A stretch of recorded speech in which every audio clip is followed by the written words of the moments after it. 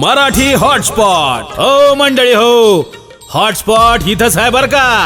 तर मग चला चॅनलला सबस्क्राईब करा आणि घंटी नक्की वाजवा. आपल्या सगळ्यांचा मराठी हॉटस्पॉट. न देखे जो या जनात यादा व्यापना वेगळा सुख दुःख मोहनाठ वेदना आप परतेही नाही बंधुवर्ग सज्जना तुकया तिची परी झाली आता पावे नारायणा धर्म गजागो तुझा तुझी कृपाळू राजा. भगवान परमात्मा ही कितीच सांगतात यतंतो योगिनश्चैनम पश्यन्त्यात्मन्यवस्थितम यतंतोप्यकृतात्मानो नैनम पश्यन्ते चेतसः. देवाला पाहण्याकरिता प्रयत्न करणारे सुद्धा सर्वच देवाला पाहतात असं नाही. कोणी एखादा देवाला पाहतो. विरळा पावे अवघड गोबे सेवटीचे. म्हणजे भूत जसं सर्वांना दिसत नाही तसा देवही सर्वांना दिसत नाही. आता पाचवा गुण सांगते. लोक म्हटले आमचं भूत पकडल्यावर बाटलीत बंद करतात. तुकाराम महाराज म्हटले आमचं भूतही पकडल्यावर हृदयात बंद करतात. जे लोक भूत काढतात ना ते त्या भूताला बांधून ठेवतात आणि मग ते भूत जे लोक भूत काढतात का त्यांना खायला मागतात. मग हे लोक त्या भूतांना खायला बाटलीत किंवा शिशीत खायला टाकतात आणि मग ते भूत खाण्याकरता त्या बाटलीत घुसलं की हे बाटली पालती करतात आणि बाटली पालती केली का ते भूत बंदिस्त होतं. तुम्ही म्हणशाल प्रतीक्षा दिदी तुम्ही भूत पकडण्याची माहिती लय तंतोतंत दिली, काही दिवस पकडले की काय? पकडले नाही पण बघितलं. तसंच देवरूपी भूताचंही आहे. त्यालाही अंतकरण रूपी शिशीमध्ये खायला टाकलं की ते खाण्याकरिता आत गेलं की लगेच बंदिस्त होतं. हृदयी बंदी खाना केला आत विठ्ठल कोंडीला धरिला पंढरीचा चोर गळा बांधून या दोर. शास्त्रातले जाणते जनाबाई महाराज, सावता महाराज, हनुमंतराय अशा अनेक संतांनी भगवान परमात्म्याला अंतकरण रूपी बाटलीमध्ये बंदिस्त केलं आहे.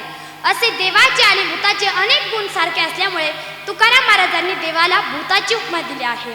पण आता याला मोठं का म्हटलं आहे? हे पंढरपूरचं भूत कोणत्या अवच्छेदकाने मोठं आहे? तर परमात्मा देश अवच्छेदकाने मोठा आहे, काल अवच्छेदकाने मोठा आहे, धन अवच्छेदकाने मोठा आहे, कुल अवच्छेदकाने मोठा आहे, सत्ता अवच्छेदकाने मोठा आहे, कार्यावच्छेदकाने मोठा आहे. मोठेपणाचे जेवढे अवच्छेदक आहे तेवढ्या सर्व अवच्छेदकाने भगवान परमात्मा मोठा आहे. विठ्ठला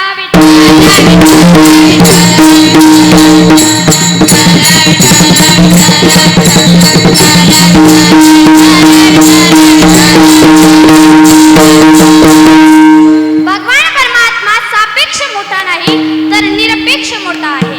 आपल्या मोठे सापेक्ष मोठे असतात महाराज. कोण ते म्हटले आपल्यापेक्षा मोठे आहेत, आपल्या सापेक्ष मोठे आहेत, आपल्या सापेक्ष मोठे असतात. पण भगवान परमात्म्यासारखं दुसरा कोणीच नाही म्हणून भगवान परमात्मा निरपेक्ष मोठा आहे. अर्जुनाने सुद्धा भगवान परमात्म्याला पाहून वर्णन केले. पितासी लोकस्य चराचरस्य त्वमस्य भुजश्च गुरुर्गरे नत्वस्य प्रतीका कुतोऽन्यो लोकत्रयेभ्य प्रतिमा प्रभाव. अर्जुन म्हणतो हे भूता तू या चराचर जगाचा पिता आहे, तू सर्वश्रेष्ठ आहे, तू गुरु आहे व अत्यंत पूजनीय आहे. तुझ्यासारखा प्रभावशाली या त्रैलोक्यात दुसरा कोणीही नाही. यशोदा माता सुद्धा म्हणते श्रीरंग माझा वेडागे याला नाही दुसरा जोडागे तुम्ही याची संगत सोडागे गोकुळच्या नारी. तुकाराम महाराज वर्णन करतात तोची माझा सखा पांडुरंग तुका म्हणे नाही आणि का सारिखा. म्हणून याच्या एवढा सुद्धा कोणी नाही तर याच्यापेक्षा मोठ्याचा प्रश्नच येत नाही. भगवान परमात्मा निरपेक्ष मोठा आहे. आता हे काम करणारे कर्मचारी लोक राहतात, यांच्यामध्ये प्रथम श्रेणीचे आणि द्वितीय श्रेणीचे लोक असतात. ते म्हणतात हा आमचा सर्वात मोठा साहेब आहे आणि आपण जर कॅबिन मध्ये जाऊन बघितलं ना तर ती उगं बारीक होतं, उगं काटकुळं राहतं. काही माणसं लय सुगती छापरातात महाराज. ते कपडे घातलेले असले तर बरे दिसतात, नाही तर कपडे काढले फुकला डायरेक्ट पैठण फाटाच. बिगर तिकटी प्रवास, तिकिटाची गरज नाही. मग कॅबिन मधला साहेब एवढा छोटा असताना मोठा कशाला म्हणतात तर त्याची डिग्री मोठी आहे. मग महाराज छोटा आहे असं कशाला समजायचं तर गाडी अडवली, जास्त आहे म्हणा, माणसं जास्त आहे म्हणा, लायसन नाहीये म्हणा, 10-20 रुपये दिले सोडलं तर समजायचं हा छोटा आहे. पण काही 10-20 रुपयाला आटपतच नाही महाराज. 100-200 पण आटपत नाही, मग समजायचं हा त्याच्यापेक्षा मोठा आहे म्हणून. तसंच भूताचं भूताचंही आहे. उगाच शिल्लक भूत असलं ना तर ते एका लिंबावर पण जातं. म्हणजे भूत लागलेल्या माणसाहून एक लिंबू जरी वाळवून टाकलं ना तर ते भूत झाड सोडून देतं. हे तिथले पारिभाषिक शब्द आहेत. ज्याला भूत लागलेलं आहे त्याला झाड म्हणतात. पण काही भूत एका लिंबावर नाही जात, कारण ते जरा डबल ग्रॅज्युएट झालेले असतात. त्यांना हिरवं लिंबू नाही, पांढरं लिंबू लागतं. पांढरं वारकऱ्यांच्या लवकर लक्षातच येणार नाही मला पांढरं लिंबू आलं का लक्षात. पांढरं लिंबू अंड. पण काही पांढरं लिंबू नाही, सकाळी सकाळी ओरडणारं लागतं. आलं लक्षात. सकाळी सकाळी ओरडणारं. तुमच्या तर लईच लवकर लक्षात आलं मला. मग काही सकाळी सकाळी ओरडणारं नाही, 4 पायाचं लागतं. महाराज हे बाकीचे दुसरी भूत दुसऱ्या प्राण्यांचे जीव मागतात, पण हे भूत सर्वात मोठं का तर हे दुसरं तिसरं घेऊन काही सोडतच नाही महाराज. ज्याने झडपला आहे तो त्याला घेऊनच जातो. देवाने ज्याला झडपलं त्याची आशा सोडून दिलेली बरी. थोरला देवला चुंगा पूर्ण, तो न भेटे जीव घेतल्या वाचून. दुसरे देव दुसऱ्या प्राण्यांचे जीव मागतात, पण हा देव असा विचित्र आहे, ज्याला भेटायचा आहे त्याला त्याचा जीव द्यावाच लागतो. द्या नाही बरं का, नाही तर देशाल फाशी. जीव भाव संपावा लागतो. विठ्ठला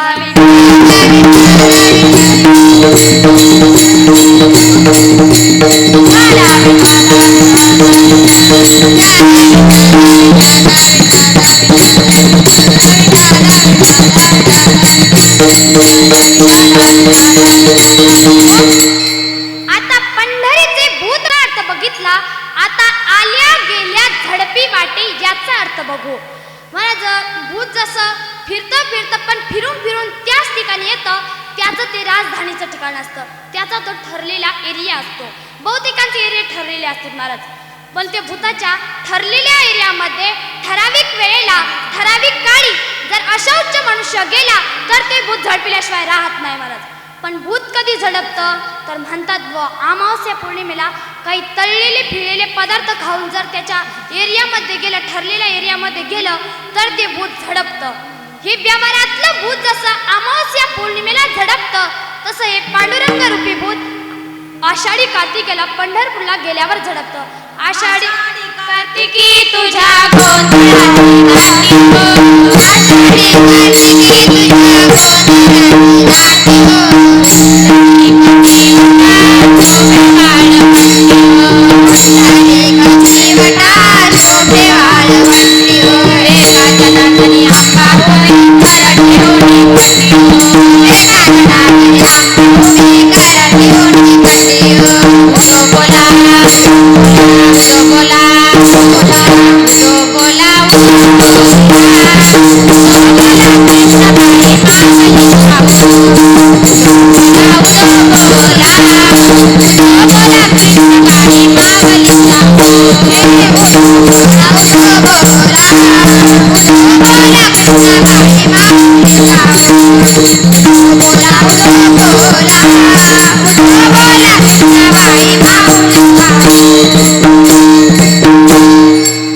आषाढी कार्तिकी तुझ्या गोंधळाची दाटी हो, पुंडली कधी वटा शोभे वाळवंटी हो, एका जनार्दनी आंबा उभी कर ठेवणी कटी हो, उदो बोला कृष्णाबाई माऊलीचा.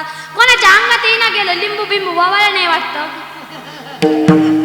तुमच्याकडे जागरण होतं का ते जागरण? त्या जागरणातले अंगात येत असतं महाराज. असंच आम्ही एक दिवस कीर्तनाला गेलो, 9 ते 11 कीर्तन झालं. ते लोक म्हटले ताई इथंच आराम करा, आता सकाळी जा. उन्हाळ्याचा दिवस होता, मग त्यांनी अशी पटांगणाला बाश टाकून दिली. मी असे अंगावर घेऊन झोपले. आमचं 11 संपलं आणि समोरच जागरण चालू झालं. आमचं 11 संपलं आणि त्यांचं 11ला चालू झालं. ते जे सुरू झालं टिंग टिंग टिंग टिंग धपड धपड धपड धप. ते 2 बाया आल्या, नाचायला लागल्या. ते जे 11ला चालू झालं 12 वाजले, 1 वाजला, 2 वाजले तरी संपना नाही. मला वाटलं आता संपन मग संपन, पण मग मला माहीत झालं की ते सकाळपर्यंत असतं म्हणून. ते जागरण चालू होतं, त्या 2 बाया नाचत होत्या, पण मला काही झोपायचं ना. मग मी असं अंगावरचं काढलं, बाजूला फेकलं. मला तेवढं माणसं बरं हात करून आळस दिला. तेवढ्यात त्या वाघ्यानं कस काय माझ्याकडे बघितलं, कस काय नाही काय माहिती. ते त्या मुरळीने म्हटलं, आय मुरळे इथं काय नाचायचं, तिकडे बघ बाजूला आले वारं. ते आले ना सगळे समाळांग वाजत गाजत माझ्या जवळ. मला तर काहीच कळणार हे असं काय करू राहिले म्हणून. ती एक माणूस आला, अंगाला चिमटा टाचायला लागला, म्हणे सांग देवे का देवी, सांग सांग देवे का देवी आहे. मी म्हटलं देवन देवी असतं म्हणजे काय, अंगाला चिमटा टुचून घेऊ का.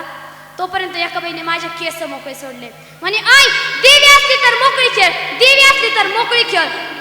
धरलं ना 2-3 जणांनी मला नेलं ना तिथं जिथं जागरण चालू होतं तिथं. पण तिथं जे कीर्तन ऐकायला आलेलं होतं का तेच तिथं जागरण ऐकायला पण आलेलं होतं. ते उठलं आणि एका वाघ्याच्या कानात म्हटलं, अय वाघ्या तुम्ही आत्ता कीर्तन केलं त्या महाराजींबाईला आणलं काय. ती म्हणे ही महाराजींबाई आहे काय. म्हणे आम्हाला काय माहिती, द्या सोडून. असं त्या जागरणामध्ये अंगात येतं महाराज विठ्ठल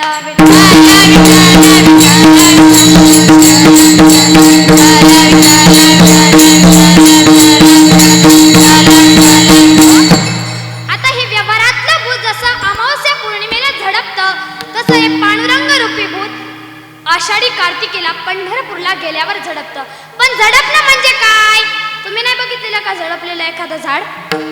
मला ते गाणगापूरला मडीला जेथे जेथे नाथांचे ठाणे आहेत ना तिथं बरेचसे झडपिलेले येतात, बरेचसे झुलतातही.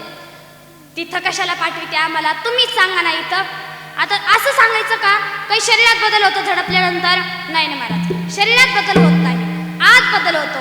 कारण ते स्थूल शरीराला झडपत नाही, सूक्ष्म शरीराला झडपतं. मग मला पण काही काही भूत अशा असतात की ते दिवसातून एखाद्या वेळेस येतात, काही काही 15 दिवसातून एखाद्या वेळेस येतात, काही काही महिन्यातून एखाद्या वेळेस येतात. पण काही काही आले की ते रिटर्न जातच नाही. समजा एखादा ब्राह्मणाचा माणूस दिगंबरा कुलकर्णी आणि त्याला जर मुसलमानाच्या भूताने झडपलं ना आणि त्या झटक्यात जर त्याला विचारलं ना आय कोण आहे रे तू, तो म्हणतो मोहम्मद भाई पठाण. तो ब्राह्मण राहतो आणि म्हणतो मोहम्मद भाई पठाण. म्हणजे असं मला त्या झटक्यामध्ये ते तिकडलेच सगळं बोल, तिकडलीच भाषा बोलतं, धड मराठी नाही धड संस्कृतही नाही, तिकडलेच बायकोचे नाव सांगतं, तिकडलेच परांचे नावं सांगतं. असं त्या भूताने झडपल्यानंतर पण या देवरूपी भूताने झडपल्यानंतरही असंच होतं महाराज. तुकाराम महाराजांना झडपलं आणि त्या झटक्यात तुकाराम महाराजांना विचारलं कोण आहे तुम्ही. त्यावेळेस तुकाराम महाराज म्हटलं मी वासुदेव.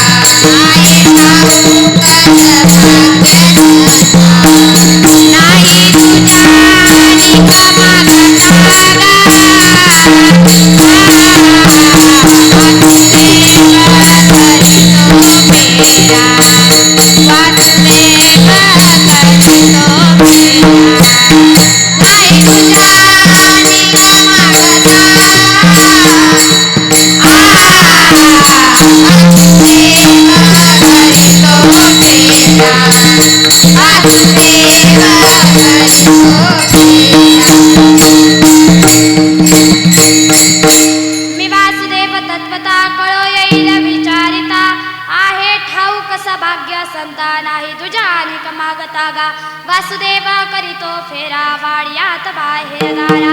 तुकाराम महाराज म्हटले मी वासुदेव आहे वासुदेव. जिजाबाई तर घाबरल्यास महाराज. काही लोक म्हटले महाराज तुम्ही कुठले आहेत. तुकाराम महाराज म्हटले मी कुठलाच नाही, काहीच मी नव्हे कोण्या गावीचा, एकटा ठाईचा ठाई एक, नाही जात कोठे तर फिरवण्या अवघेची वाया बिन बोल. तुकाराम महाराज म्हटले मी कुठलाच नाही. काही लोक म्हटले असं काय बोलायला लागले. काही लोक म्हटले यांच्या डोक्यावर परिणाम झालाय.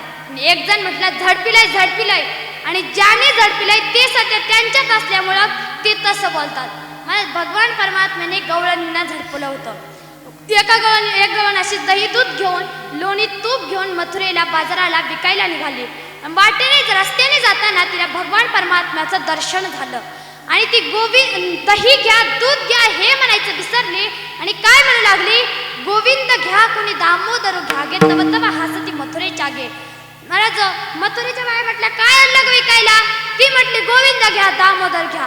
एक जण म्हटली झडपिलंय आणि झडपिल्यामुळं महाराज पहिले जे असतं त्याला ते काढून टाकतं आणि त्याच्या सिंहासनावर आपला अधिकार करतं. म्हणजे पहिले त्याचा अहम देहाकार झालेला असतो आणि मग तो देहाकार अहम काढून तदाकार म्हणजे ब्रह्माकार त्याचा अहम होतो. याचं नाव झडपणं आहे. महाराज असं भगवान परमात्मा झडपतो. पण महाराज हे सर्वसामान्य भूत काही काळापर्यंत झडपतात. पण हे भूत पंढरपूरचं भूत सर्वात मोठं असल्यामुळं याने एकदा झडपलं की झडपलं महाराज. देवाने झडपलं की तो त्याच्याहून म्हणजे देवाहून वेगळा राहत नाही. उरोने देवा परा वेगळे अविनाश करी आपुल्या आईसे लावी मना पिसे गोविंदाचे एरती माईके दुखाची जडती.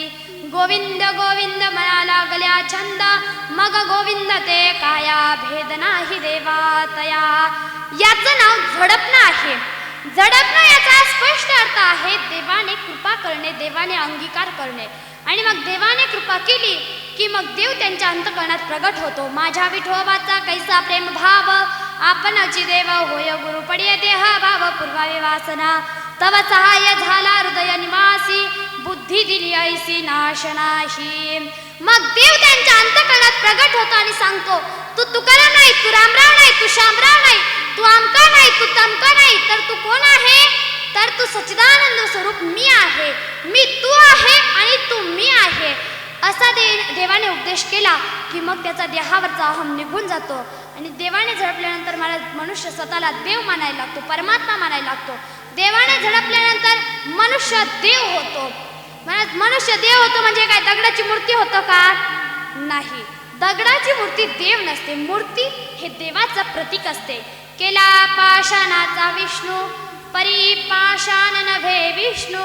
विष्णू पूजा विष्णू सिंह अर्पे पाषाण राहे पाषाण रूपे.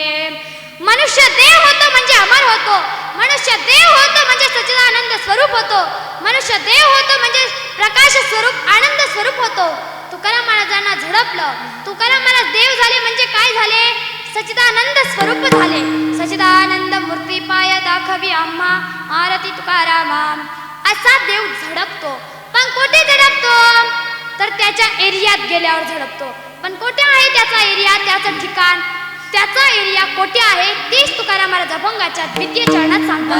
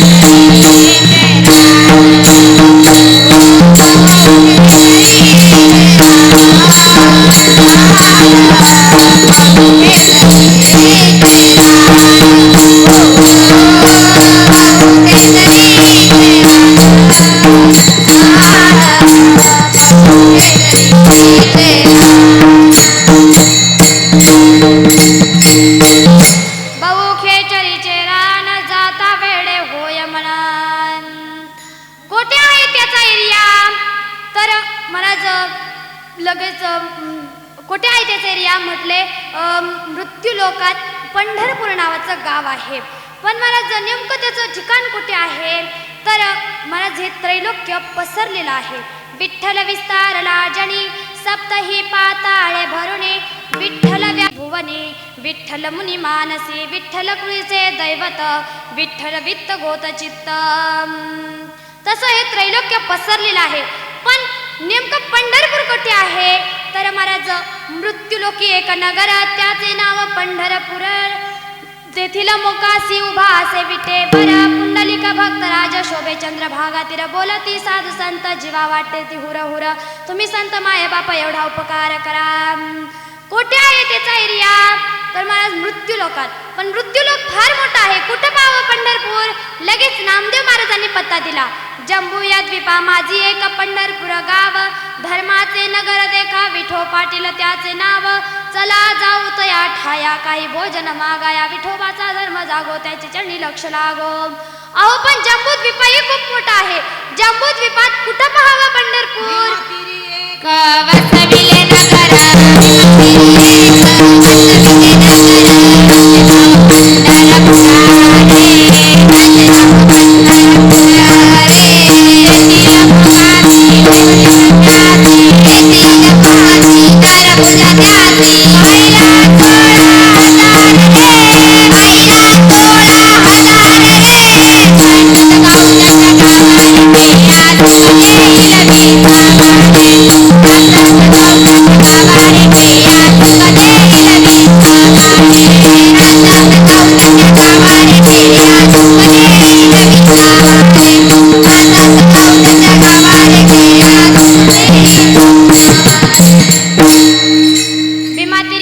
वसविले नगर तेथील मुकासी चार भुजा त्यासी बाईला 16,000 नाचत जाऊ त्याच्या गावारे खेळ्या सुख देईल विसावारे.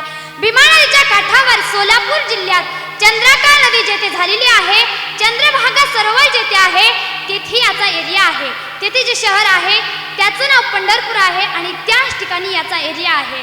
मला पंढरपूरला गेल्यावर जाणाऱ्याला आणि येणाऱ्याला ते भूत झडपतं. पण जाणाऱ्याला झडपतं का येणाऱ्याला झडपतं? त्याचं उत्तर असं आहे, जर गावाकडे बसून जर विचारित असेल तर येणाऱ्याला झडपतं आणि पंढरपुरात बसून जर विचारित असेल तर जाणाऱ्याला झडपतं. मला खूप खराब रान आहे. तिथं पंढरपूरला गेल्यावर मनावर थोडा तरी परिणाम होतोच महाराज. तो झडपायला थोडा वेळ लागतो म्हणा, पण थोडा तरी परिणाम होतोच. तुम्ही म्हणाल आम्ही गेलो होतो पण आम्हाला काही झडपलं नाही. झडपीत होतं पण त्याला वाटेने जावं लागतं. आल्या गेल्या झडपी वाटे. तुम्ही गेले असताना एसटीने महाराज, पण अहो एसटी तर रस्त्यानेच गेली ना. ती वाट वेगळी आहे आणि याची वाट वेगळी आहे.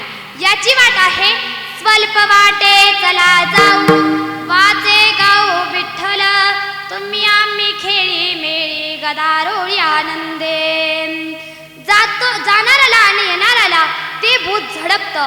मग मला तुकाराम महाराजांनी एवढं सांगूनही समोरच्यांची काही प्रतिक्रिया दिसेना. मग तुकाराम महाराज म्हटले तुम्ही शहाणे आहात ना, तर मग तिकडे जाऊच नका. तेच तुकाराम महाराज अभंगाच्या तृतीय चरणात सांगतात. तेथे जाऊ नका तेरा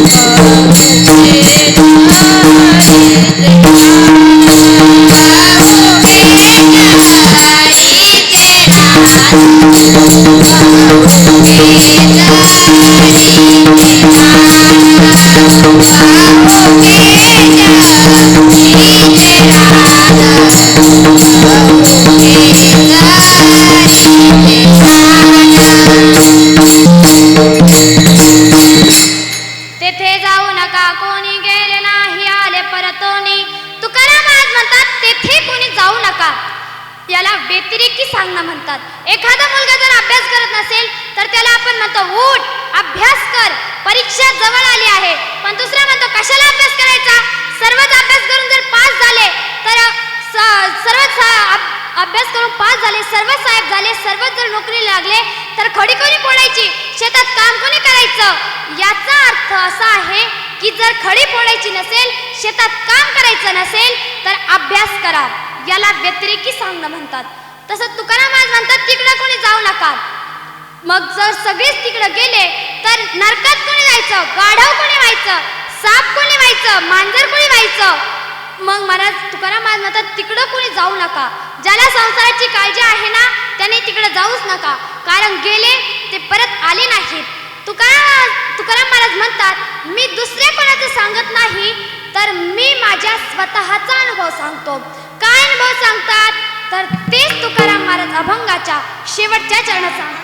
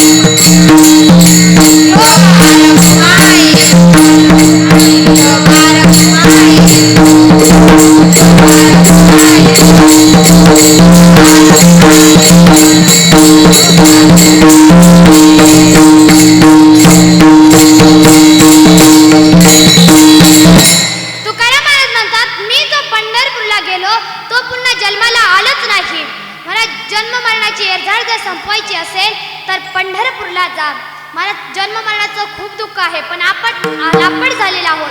आपल्याला ते दुःख काहीच वाटत नाही, पण 84 लाख योनीमध्ये फिरावं लागतं, जन्म मरणाचं दुःख भोगावं लागतं. जन्म मरणाची एरझाळ आणि हे दुःख जर संपवायचं असेल तर पंढरपूरला जा, आषाढी कार्तिकीची वारी चुकू नका. तुकाराम महाराजांनी आपल्याला फार कळकळीने सांगितलेलं आहे. तुका पंढरीसी गेला, पुन्हा जन्म नाही आला, बहु खेचरीचे राहण, जाता वेडे होय मन. असो यथामती यथावकाश अभंगावर चिंतन करण्याचा प्रयत्न केला. जे बरोबर असेल ते गुरुवर्य हरिभक्त पारायण भागवताचार्य कीर्तनकार हरिभक्त पारायण विजयाताई महाराज बनसोड यांचे आहे, आणि जे चुकीचे असेल ते माझ्या अल्पबुद्धीचे दोष. झालेली सेवा माऊलींच्या चरणी अर्पण करून इथेच सेवेला पूर्णविराम देते. ज्ञानेश्वरा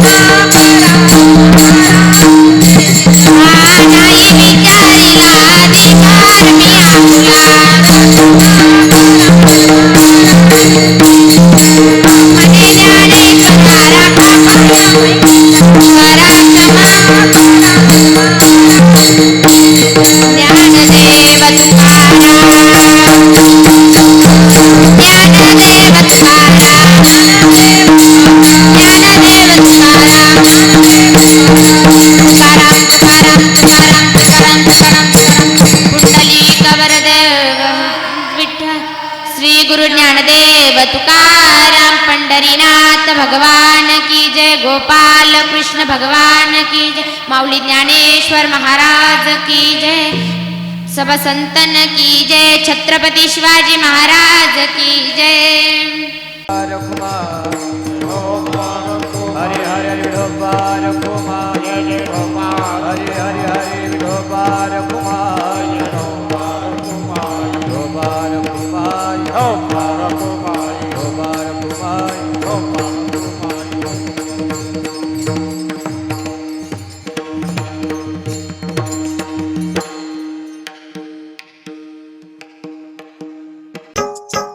मराठी हॉटस्पॉट. हो मंडळी हो, हॉटस्पॉट इथंच आहे बर का. तर मग चला चॅनलला सबस्क्राईब करा आणि घंटी नक्की वाजवा. आपल्या सगळ्यांचा मराठी हॉटस्पॉट.